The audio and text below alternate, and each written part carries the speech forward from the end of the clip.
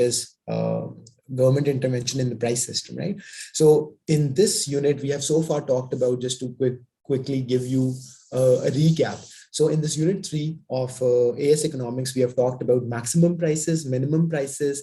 We have talked about indirect taxes. We have talked about subsidies, and we have also discussed the reasons why government intervenes in the price system, why government intervenes in the markets. And the reason for that is that government wants to achieve more equitable distribution, or more equitable, more fair outcome in the markets. That's why the government, when government sees that there is something unfair going on in the markets, then the government steps in and control that situation. So that's the bigger thing. Okay, now let's get started and let's find questions. Can you see my screen? Okay, so we have also discussed consumer and producer surplus, right? So tariff, we haven't discussed. Okay, so we'll skip that for now. Right. Okay, quick question. So the question number 7 says the diagram shows the market for handmade furniture. Which area of the diagram represents producer surplus? Quickly, you should know this. Which area in the diagram represents producer surplus? So what's the answer? Just reply in the chat. On this graph, which area is representing producer surplus? Anyone? No one? Right? Is this difficult? We have studied this already. What's the area of producer surplus? What's the area of producer surplus? Come on, I'll wait for your reply. What's the area of producer surplus? Right? So producer surplus is, right, exactly, it's Y. Area below price and above supply curve is your producer surplus. Area below price and above supply is your producer surplus. Walaikum assalam. Right? Thank you, Zain. Walaikum assalam. No worries. We just started. Okay. Now the next question is, we did this, cost elasticity of demand. Right. I think we have done this. We have done this paper.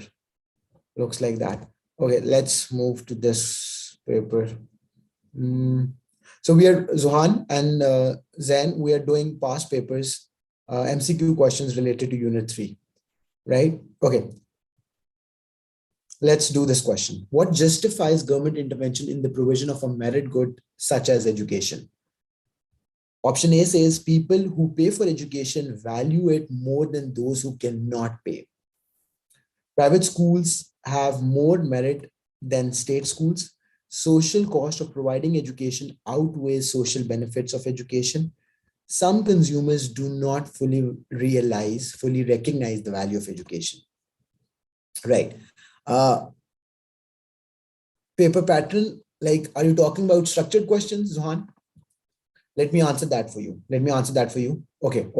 We'll do that. In some other class, we'll do that, right? But for today's class, we are just practicing the MCQ questions. We can definitely discuss that. Yeah, sure. In fact, we have to do some practice of essay questions, right? We can do that perhaps tomorrow or the day after that. Okay, so who is saying D? Right? So Zan is saying D. Okay. So students, what's the answer to this? I want everyone to contribute. Make a guess. If you're not sure, make a guess, right? So what justifies government intervention in the provision of a merit good? We do know what is merit good. Merit good is a good that is beneficial for consumers, but they do not fully realize the benefit. That's why they underconsume, right? Yes or no? So what should be the answer? It should be some consumers do not fully recognize the value of education, right? That's why the government has to step in and provide education on its own so that more people could get educated. Yes or no? Is it making sense? Right? So this is May, June 1912. May, June 1912. So this is May, June 1912, right? Is this making sense? So 4 is D, right? 4 is D, right? And why are other options incorrect? Let's also discuss about other options. People who pay for education value it more than those who cannot pay. I mean, the statement in itself is flawed, because if I can't pay for something, how can you tell me, how can you say that I don't value it? It's my ability that is restricting me, right? It's poor people's ability to not pay for education, to be not able to pay for education, that prevents them from getting educated. Got it? Private schools have more merit than state schools. I don't think so. Private schools are more expensive. In terms of quality, perhaps they might be better, but I mean, you can't really say that private schools have more merit than state schools. Why is C incorrect? Social cost of providing education outweighs social benefit. Now, for those of you who don't know what social cost and social benefit is, because we haven't discussed these terms before in the class, let me give you a quick idea of what is social cost. Think about this, students. So social cost is the total cost to a society of producing something. Social cost is the total cost to the society of producing something, which is basically made up of two components, private cost and external cost. Now, what is private cost and what is external cost? Students who have studied economics in their IGCSE O levels will have a fair idea of this. But if you don't worry, let me explain you. Okay. Now, students, think about this. First, let's look at private cost. If you are attending a school and you're paying some fee, right? I'm assuming most of you, or in fact, all of you go to private schools. So the tuition fee that you pay to school, right, every month, right, that is your private cost. Similarly, think about this. I mean, this online teaching services, coaching services that you're taking at Mega Lecture, that also requires you to pay tuition fee, right? So this is your private cost. Cost that is directly faced by the person, right? So cost faced by first party is known as private cost, right? Now, who's first party? First party is anyone, an individual, could be a group, right, who is directly involved in the transaction. Cost faced by first party. So person or a group of individuals, right, who are directly part of a transaction are known as first party. Are you getting me? I'll give you a couple of examples for you to understand what I mean. First party, an individual or group of individuals, excuse me, an individual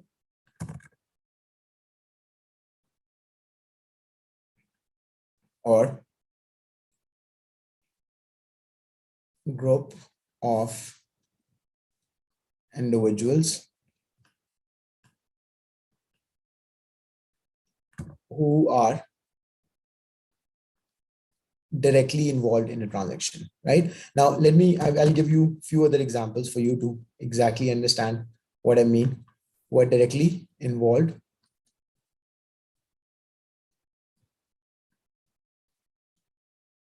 in a transaction. Easy, we good on this? What directly involved in a transaction. Okay. Now, similarly, if I have to give you another example, right? So when we use our car, when you use your private car, when your parents use your, their private car or whatever, right? Now, the private cost for car usage would be the fuel expense, right? Because who's paying it?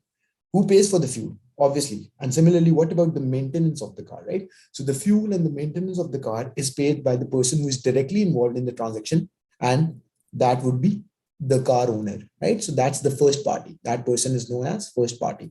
And who faces the external cost? So external cost is the cost, exactly, excellent, right? So the external cost is the cost faced by third party. Who's third party? Right? So the person who is not directly involved in the transaction. So my decision to use my car, other people in the society are third party to that decision because they are not directly involved in it. But they also get to face the cost of air pollution, right? So when my car causes pollution, that affects other people around me as well. Cost faced by third party, right? Like in the case of car usage, it would be air pollution. We good on this, students? Are you getting me? Now, what will be the definition of third party? Third party is same, an individual or group of individuals who are not directly involved in the transaction, right? So think about this. If I listen to loud music in my home, right? So I'm the first party. I'm directly involved in that transaction. But what about my neighbors, right? So they get to negatively they are negatively affected because of me listening to loud music. An individual or group of people who are indirectly involved in a transaction. People who are indirectly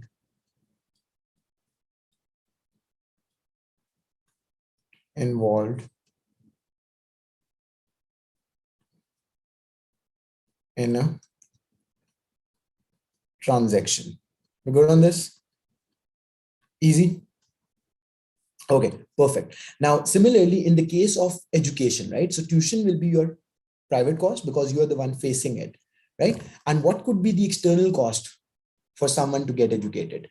What is the harmful effect or what could be the cost, right? Think about the cost that the third party might face if you are getting educated. Could there be any cost for the third party? Think about it.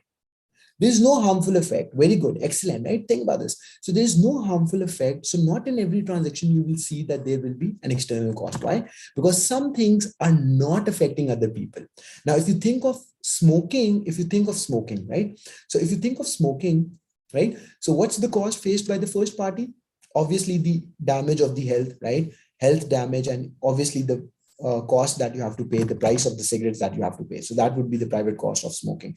And what would be the external cost of smoking? So external cost of smoking would be the air pollution that you cause or the passive smoking that other people around you get to exactly face, right? Is everyone clear on this? But not every transaction will have external cost.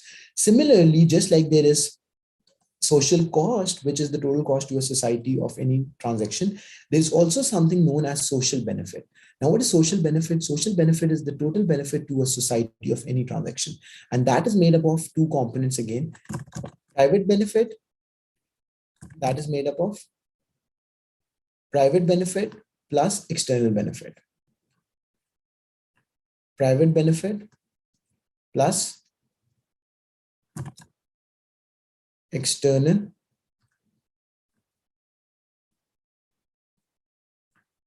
benefit, right? Now, what is private benefit of someone getting educated? Obviously, high earning job that they get to attend a more prestigious university, right? They get more educated. Obviously, these are all the benefits of getting educated.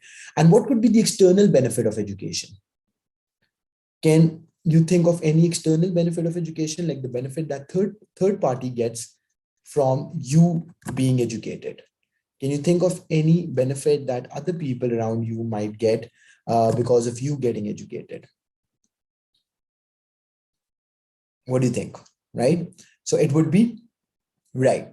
More humble people, more civilized people, very good, right? So society as a whole will be more civilized, right? That's why when we go to developed countries, not always, but in most cases, right, we see people to be more civilized, right? They because most of them are more educated and stuff like that, right? And there would be less crime rate and things like that. So that's the benefit that third party gets. People will follow rules. I mean, less traffic accidents. I don't know, perhaps if they're following traffic rules and so on and so forth, right? Now think about this. So whenever government has to decide whether to execute a project or not, they look at the social benefits and they look at the social cost. So if social benefits are greater than social cost, then they execute that thing. If not, then they do not, right? Is this making sense? So if social benefit, if social benefit is greater than social cost, right, then the society as a whole is better off with that thing, right? Then society as a whole is better off with that thing. So the government will continue with this and vice versa, right? So this is socially desirable. If social benefits are greater than social cost, that means it's socially desirable and the government should continue with this project. If not, right? If not, then it will not implement it. And it should be executed. Is everyone clear on this? Any confusion so far? Anything that's not clear? The more educated people will consume less demerit goods. Yeah, that's another way of looking at it. Very good. Excellent. Right? So students, is everyone clear on this? Okay. Now let's get back. it said that social cost of providing education outweighs social benefits. No, we just saw that social benefit of education is not only the person who is getting educated, that person will have better earning potential in the future, and that person will be, able to earn more. It's also the external benefit of education that the society as a whole will become more organized and disciplined and stuff like that. And the social cost of education is only the cost of education, the tuition fee that you have to pay, because there's no external cost of education, right? So that also doesn't make sense. And D correctly makes sense, totally makes sense, because consumers do not fully realize the benefit of education, right? And that is what makes it a demerit good in the first place. So what makes it a demerit good? Education, that people do not fully realize the benefit, right? Okay.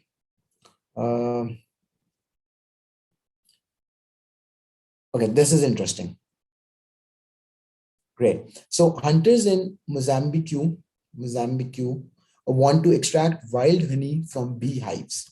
They find the beehives by following birds such as honey guide birds who want the bee wax that is also found in the beehives. What does this suggest, right? So hunters in Mozambique want to extract wild honey from beehives. They find the beehives by following birds such as honey guide birds who want the bee wax, right? What is also found in the beehives? Oh, sorry, that is also found in the beehives. What does this suggest? Hunters and honey guides are rival consumers. Okay. Wild honey and bee wax are free goods, right? Wild honey and bee wax are in joint supply. Wild honey is the opportunity cost of bee wax, right? Now, students, think about this. If this is confusing, let me explain you that what it says. Hunters are looking for honey, but there's an other, bird, which is honey guide. Honey guide birds want bee wax, right? And both of these things, bee wax and honey, are found in beehives, right? Are you getting me, students? This is obviously the wording is a little confusing over here, but I hope this makes sense. Hunters are looking for honey. Honey guides are looking for bee wax. And both of these things, honey and bee wax, are found in beehives, right? Now, what does this suggest? What does this suggest? Think again, Zohan, right? So you're saying D, honey is the opportunity cost of bee wax. Okay. Students, think about this. Now, hunters, it's only the wording that is confusing, right? So let me write it down for you.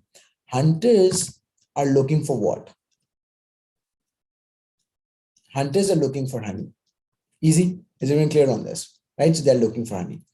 The honey guide, which are a type of birds, don't know what type of birds they are, right? They are looking for bee wax, right? What are they looking for?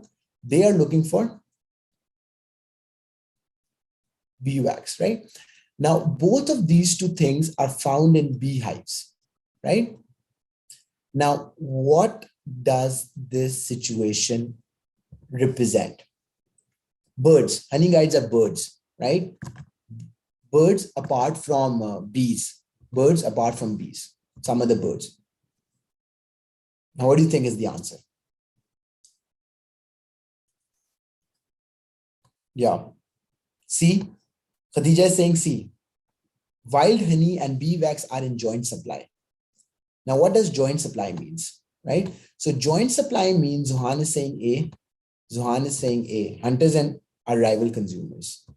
A is incorrect, right? Zohan, think about this. So the correct answer is C, because the two groups are not after the same thing.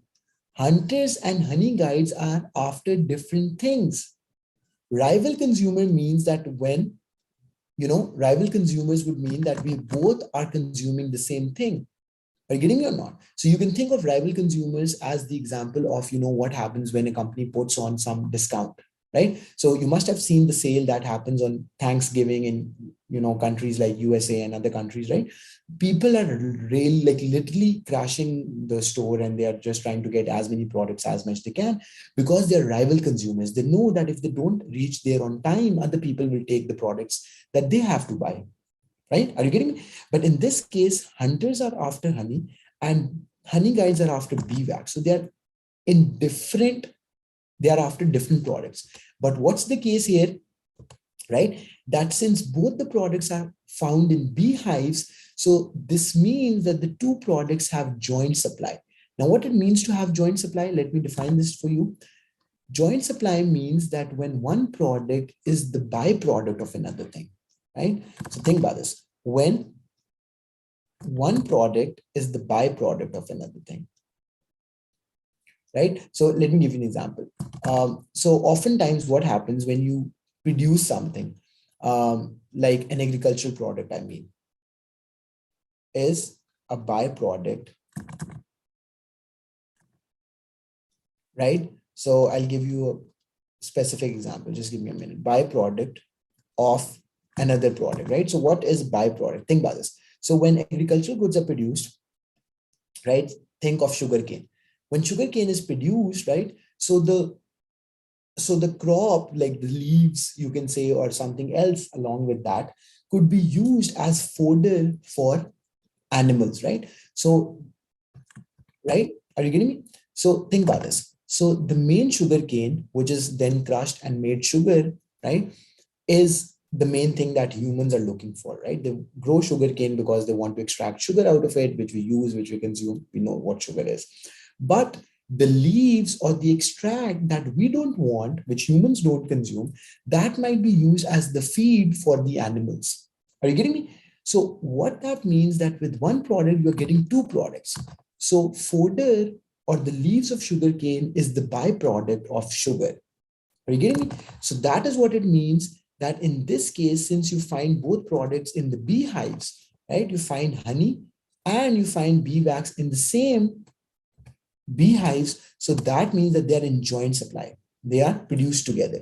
Now let's quickly look at this if the answer is correct. It is C. Is everyone clear on this? Students, is it making sense? Are we good on this?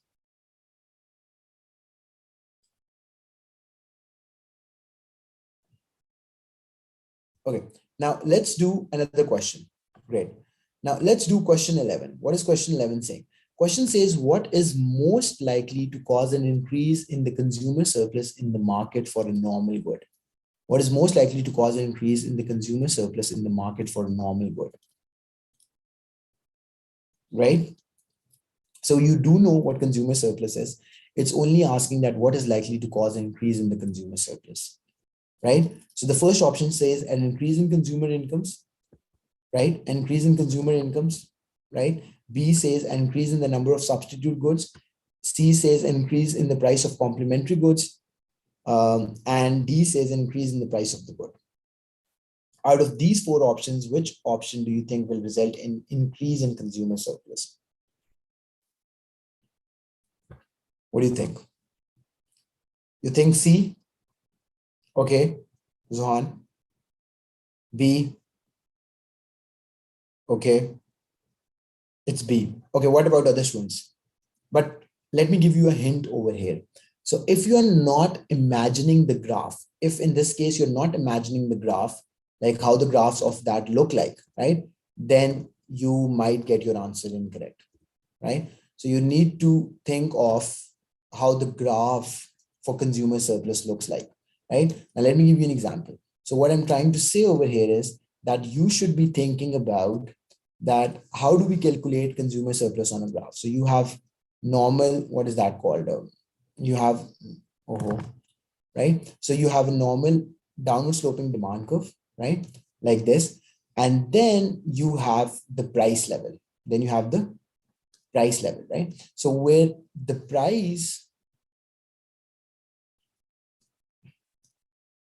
right? So think about this. This orange line, the straight horizontal line, which is orange, right? That shows you the market price. And this pink graph that I've drawn is the demand curve. So what did I say yesterday? Area below demand curve and above price is your consumer surplus. So this entire triangle, which I'm shading, is your consumer surplus. Any confusion about it, right? So this entire shaded region is your consumer surplus. Easy, good on this? Okay. Now let's discuss each one of these options one by one. Now, the first option says an increase in consumer incomes. When consumers' income increase, what happens to your demand curve? We do know that the demand curve will shift to the right.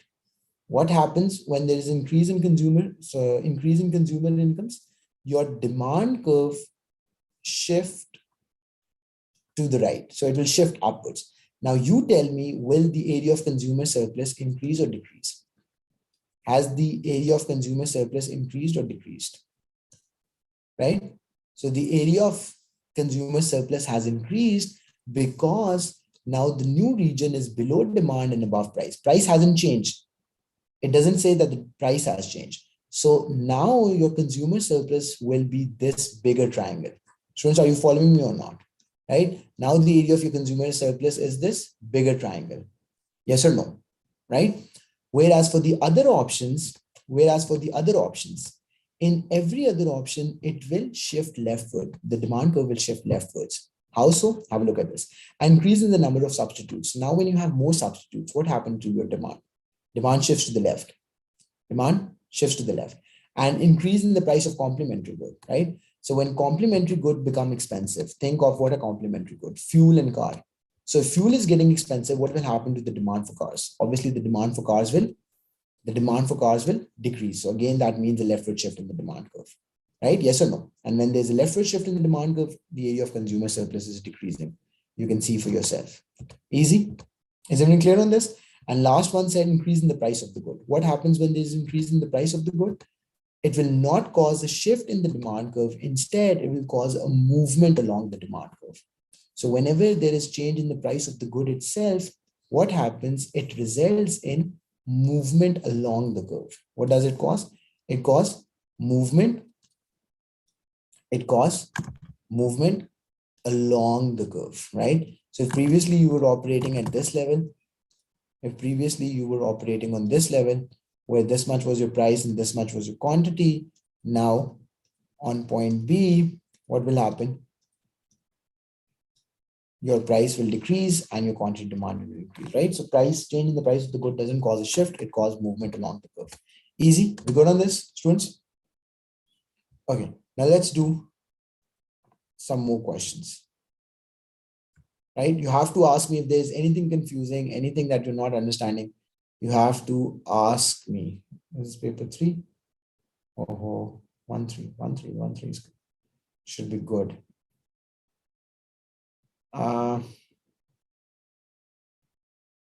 Okay. Let's do question number 3. What is correct at any point along an economy's production possibility curve?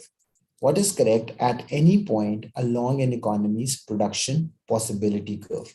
Is this existing resources are fully employed? Existing resources are fully employed, right? Existing technology is fully used. So what happens if you think of any point on the curve? What is true for any point on the curve, on the production possibility curve?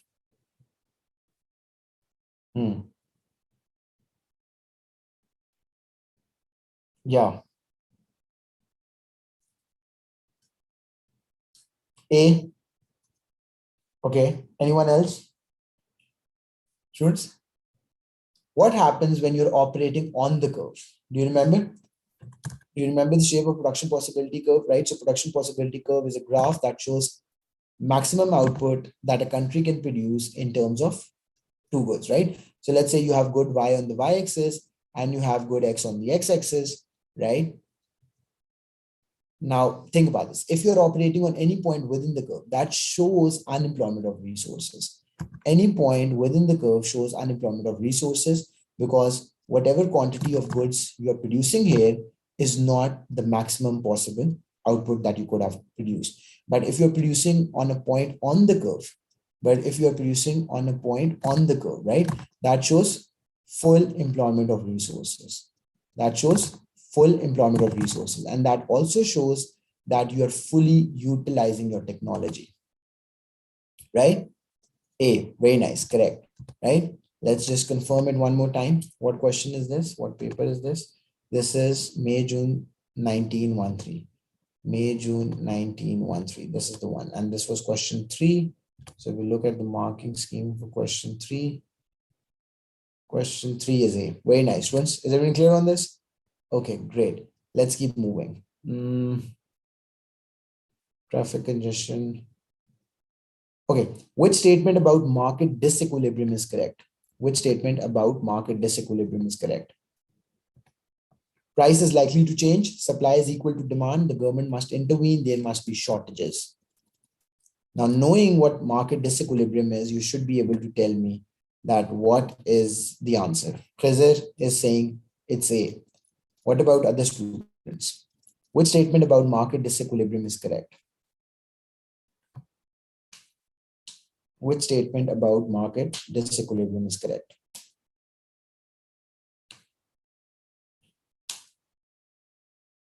Yeah. What happens at a disequilibrium? You're confused between no. You should not be confused, right? So the answer is A. Students, think about this. There is no other price apart from the equilibrium where prices will not change. The very word equilibrium means that there is no tendency to change. What is an equilibrium, right? So equilibrium is when there's no tendency to change, which means that the forces are equal to each other. The demand and the supply forces are equal to each other. So there's only one equilibrium price at a certain point in time where the demand and supply are equal. So in this case, the two are intersecting over here. So that is what your equilibrium price will be. Is this making sense, students? Is it making sense? Right? Now, if I choose any other price level, if I choose this price level, right? If I choose this price level, if I choose this price level, right? It will not be an equilibrium. Why? Because in this case, if I choose this price level P2, supply is greater than demand. So this is your supply, this is your demand, and there is a surplus. More is being produced compared to what is being demanded. Similarly, if I choose this price level, right? This much is your demand, this much is your demand, and this much is your supply. So there is a shortage. In price level below equilibrium, there will always be a shortage. And for any price higher than the equilibrium price, there will always be a surplus. And to answer your question, Zohan, it's not necessary or it's not always recommended for the government to intervene only because of disequilibrium. That's a different story. Think about this. Government intervenes in the market because government think that there is something unfair going on, something, something is inherently wrong about it, right? So when someone is being exploited, or when people are over consuming a demerit good, or when consumers are under consuming a merit good, that's when the government intervenes, right? But not because the prices are not in equilibrium, because government knows that this would be automatically fixed. The prices reach their equilibrium point automatically. Got it? Right? So the answer should be A. The answer should be the answer should be A. Got it? You good on this? Okay. Next we have, okay, when is the supply for a car manufacturing firm most likely to be price elastic? When is supply curve for a car manufacturing firm most likely to be elastic?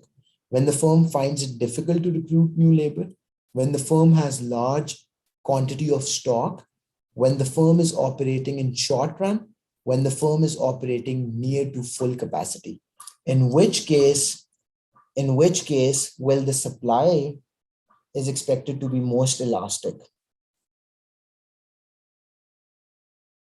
Yeah.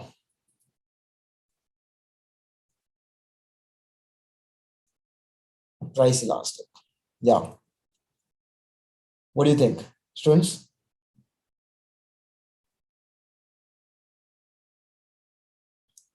Yeah. B, when the firm has a large quantity of stock. Exactly.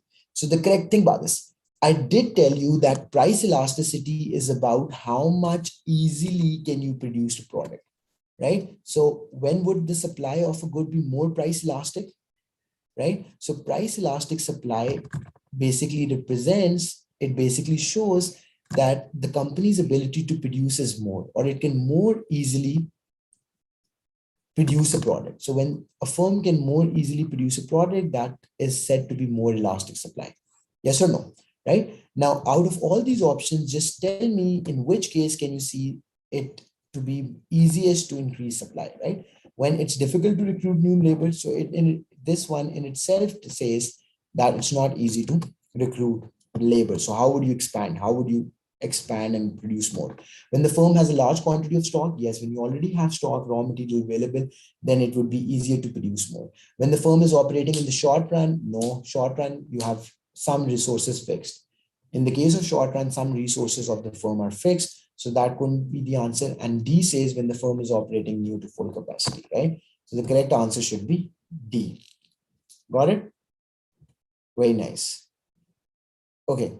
What is the response of the demand supply of wheat and the price falls from? Okay.